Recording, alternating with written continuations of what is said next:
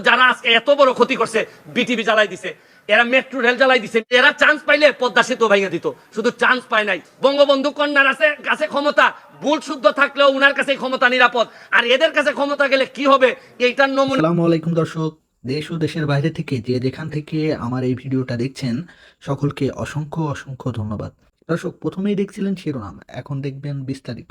শিরোনামের প্রথম অংশে আপনারা দেখেছেন ব্যারিস্টার সুমন কোঠা আন্দোলনকে নিয়ে অনেক কথা বলেছেন।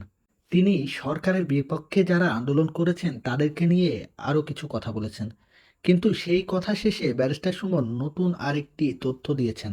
সেই তথ্যটি হলো আন্দোলনকৃত ছাত্রছাত্রীদেরকে বুঝতে পারেনি সরকার। তাহলে এটা কি সরকারের দায়ভার? ব্যারিস্টার সুমন সরকারকে কেন এই দায়ভার দিয়েছেন? ব্যারিস্টার সুমন এটা মূলত কোঠা আন্দোলনকে কেন্দ্র করে কথাগুলো বলেন নাই, তিনি কথাগুলো বলেছেন হাইকোর্টের রায়ের ভিত্তিতে। তবে কি কথা বলেছেন ব্যারিস্টার সুমন আপনাদেরকে শুনতে হলে অবশ্যই ধৈর্য ধরে ভিডিওটি দেখতে হবে। ব্যারিস্টার সুমন আরও বলেছেন বাংলাদেশে ধ্বংসাত্মক চালাচ্ছে কোমলমতি ছাত্রছাত্রীদেরকে ধ্বংস করেছে শুধু ভুল বুঝাবুঝির কারণে। কথাটা কতটা সত্য এই কথাটা আপনারা অনেকে জানতে চেয়েছেন, কিন্তু ব্যারিস্টার সুমন যেটা তুলে ধরেছেন যে আমরা যদি মৌখিকভাবে ছাত্রদের দাবি মেনে নিতে পারতাম এবং হাইকোর্টের রায় এর অপেক্ষায় থাকতাম তাহলে এই ধ্বংসাত্মক রূপ দেখতে হতো না। দুই পক্ষের কেউই বুঝলো না এই ঘটনাকে এত দূর পর্যন্ত নিয়ে গেল, দেশের এত ক্ষতির কারণ, দেশের এত ক্ষতি করলো। এটা কতটুকু যৌক্তিক যা আমরা এখনো বুঝে উঠতে পারছি না। তবে দেশের মানুষ এখনো বুঝতে পারছে না বিষয়টা কোথায় গিয়ে দাঁড়িয়েছে। চলুন ব্যারিস্টার সুমনের আমরা কিছু বক্তব্য শুনে আসি, তাহলে বুঝতে পারবো মূল ঘটনাটি কি। এইটা রবীন্দ্রনাথের কথা ছিল। এইবার এই পরিস্থিতিতে প্রমাণিত হয়েছে যে অধিকার 18 সালে মাননীয় প্রধানমন্ত্রী ছেড়ে দিয়েছিলেন, যেটা গেজেট করে বাতিল করা হয়েছিল, আপনারা এই অধিকার কেউ কেউ ফিরাই আনতে গিয়া আজকে এত বড় একটা দুর্ঘটনার পতিত হইল। সবই ঠিকঠাক মতো হইল। আপনারা এই মঙ্গলবার এই জায়গায় দাঁড়িয়ে বলছিলাম যে প্রধান বিচারপতির রায় পর্যন্ত একটু ওয়েট করেন। অনেকেই ওয়েট করেন নাই, অনেক আবেগ ছিল, যার কারণে আজকের এই ধ্বংসলীলা। আমি আরো জিনিস বলতে চাই, এই মঙ্গলবারের পরে বৃহস্পতিবারেও প্রশাসন চাইলে, প্রধান বিচারপতি বা আমাদের সুপ্রিম কোর্ট চাইলে বৃহস্পতিবারও একটা সমাধান দিতে পারতেন বলে আমি মনে করি। এই যে শুক্র শনি গেল, এর মধ্যে ঢুকে গেল হচ্ছে গিয়ে জঙ্গিরা। এই ছাত্ররা তো আর আন্দোলনে ছিল না আর শুক্র শনিবারে কখনোই, জঙ্গিরা ঢুকে গেল। আমি আর এর ভিতরে আরেকটা জিনিস বলতে চাই, আপনারা দেখেন যে অলরেডি আপনারা তো সংবাদ সম্মেলনে আছেন, আর ওইদিকে প্রায় 826 জঙ্গি, সে 80টার মতো রাইফেল টাইফেল নিয়ে ও কোথায় যে ঘুরে বেড়াচ্ছে। আচ্ছা, আপনারা কি মনে করেন যে কোটা আন্দোলন যারা, এরা নিরীহ, এরা হচ্ছে গিয়ে আমাদেরই সন্তান?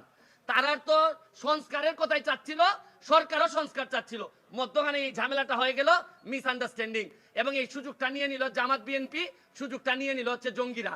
এখন আমি মনে করি এই সরকারের প্রশাসনও, যারা বয়স্ক যারা আছেন, তারাই এই তরুণদের যে সেন্টিমেন্ট এটা বুঝতে পুরোপুরি ব্যর্থ হয়েছেন। তারা তাদেরকে একদম লাইটলি নিছেন, তারা ভাবছেন যে এরা একটা লাইটলি একটা বিষয়, এবং এইটার ব্যর্থতা আমি মনে করি এই প্রশাসনের আছে। কারণ এখানে হাজার হাজার মানুষ এখন নতুন চিন্তার মালিক, এরা নতুন নতুন চিন্তা করে, এরা সারা পৃথিবী দেখে অভ্যাস। আপনি জানেন যেখানে 18 সালে এরা পথে নামে আসছিল, এখন আবার যে ঘটনাটা ঘটলো, এইটা প্রশাসনও চাইলে আরো কন্ট্রোল করতে পারতেন। এবং আরেকটা ব্যর্থতা আছে, আমাদের যে এই সরকারের বিরুদ্ধে দেশি বিদেশি চক্র, এরা অ্যাক্টিভ, তারা চায় এই সরকারকে বিপদে ফেলতে। সরকারেরও বোঝা উচিত ছিল যে যে কোনো একটা আন্দোলন হোক না কেন, আজকে ছাত্র, কালকে অন্যদের আন্দোলন হোক, এইটার মধ্যে জঙ্গিরা এসে ঢুকবে, জামাত শিবির এসে ঢুকবে। এইখানে প্রশাসনও ব্যর্থ হয়েছে এটা বলতে, আমি অ্যাড্রেস করতে ব্যর্থ হয়েছে। আমি সরকারকে দাবি জানাবো যত দ্রুত সম্ভব আমরা যে অর্ডার হয়েছে সুপ্রিম কোর্টের, এটা গেজেট আকারে প্রকাশ করে, কারণ সরকারের প্রতি বিশ্বস্ততা কমে গেছে ছাত্রদের। এইটারে বাড়ানোর জন্য আমাদের কোর্টের প্রতি বিশ্বস্ততা কমে গেছে, কারণ কোর্ট বলার পরেও ছাত্ররা শুনে না, প্রধান বিচারপতি বলার পরেও ছাত্ররা শুনে না। কারণ হচ্ছে গিয়ে আপনি যাই বলেন, বাস্তবতা হচ্ছে গিয়ে ছাত্রদের জন্য যে বিশ্বস্ততা থাকা দরকার ছিল প্রশাসন এবং বিচার বিভাগের, এই বিশ্বস্ততা নাই। আরেকটা জিনিস বলতে চাই, আকাশের যে জায়গায় মেঘ জমা হয়, আইসা বৃষ্টি পড়ে আদালতের উপর। আপনি বিভিন্ন সংসদের ঝামেলা, নীতি নির্ধারণের ঝামেলা, এগুলা সব কেন আইসা সুপ্রিম কোর্টের বৃষ্টিপাত হইতে হবে? এগুলা তো সুপ্রিম কোর্টের ঝামেলা ছিল না। সুপ্রিম কোর্টের ইমেজ ক্ষুণ্ণ করার জন্য এই ধরনের মেঘগুলা যথেষ্ট।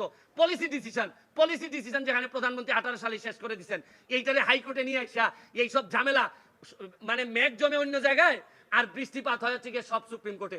আমি বিশ্বাস করি সুপ্রিম কোর্টের ইমেজ এতে ক্ষুণ্ণ হয়, পরবর্তীতে এইসব বিষয়ে যেন আরো সচেতন থাকেন সুপ্রিম কোর্ট এবং প্রশাসনের জন্য সতর্ক থাকে এবং দ্রুত আমি মনে করি গ্যাজেটটা দিয়ে আমি বাচ্চাদের যারা আছে তাদেরকে বলবো তোমরা বাড়ি ফিরে যাও, তোমরা যা চাইছিলা তার চেয়ে বেশি তোমরা পাইছো এবং এখন রাষ্ট্রকে ঠিকঠাক মতো যারা আজকে এত বড় ক্ষতি করছে, বিটিভি জ্বালাই দিছে, এরা মেট্রো রেল জ্বালাই দিছে, মিরপুরবাসী এখন সারা জীবন সারা 1 বছর কান্না করলে এই পাপ মোচন হবে না।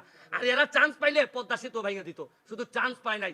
এরা আসলে এইবার প্রমাণ হয়েছে এদের কাছে ক্ষমতা গেলে বঙ্গবন্ধু কন্যার কাছে ক্ষমতা ভুল শুদ্ধ থাকলেও উনার কাছে ক্ষমতা নিরাপদ, আর এদের কাছে ক্ষমতা গেলে কি হবে এইটার নমুনা আপনারা অল্প দিনের মধ্যে, এই 2-3 দিনের মধ্যে দেখছেন। দর্শক, ইতিমধ্যে আপনারা ব্যারিস্টার সুমনের কিছু কথা শুনেছেন এবং উনি যে কথাগুলো বলেছেন সে কথাগুলো কতটুকু যুক্তিসঙ্গত, যে কথাগুলো তিনি জনগণকে উদ্দেশ্য করে না সরকারকে উদ্দেশ্য করে বলেছেন। ব্যারিস্টার সুমন একটি কথা অনেক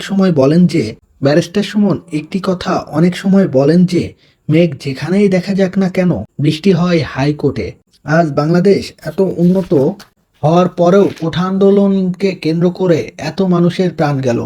ব্যারিস্টার সুমন আরও বলেন, আমরা কেন পারলাম না এটা সমাধান করতে, কেন হাজার হাজার ছাত্রদের জীবন গেল, অনেক পুলিশের জীবন গেল, দেশের জানমালের ক্ষতি হলো। ব্যারিস্টার সুমন এ নিয়ে অনেক আক্ষেপ প্রকাশ করেন। তিনি আরও বলেন, আজ বাংলাদেশের যে পরিস্থিতি সৃষ্টি হয়েছে এর দায়ভার কে নিবে? দর্শক, আপনাদের কাছে একটি প্রশ্ন, আপনারা এই বিষয়ে কি মতামত প্রকাশ করেন সেটি আমাদের কমেন্টসে লিখে জানাবেন। আজকের ভিডিওটা এই পর্যন্তই, সবাইকে ধন্যবাদ।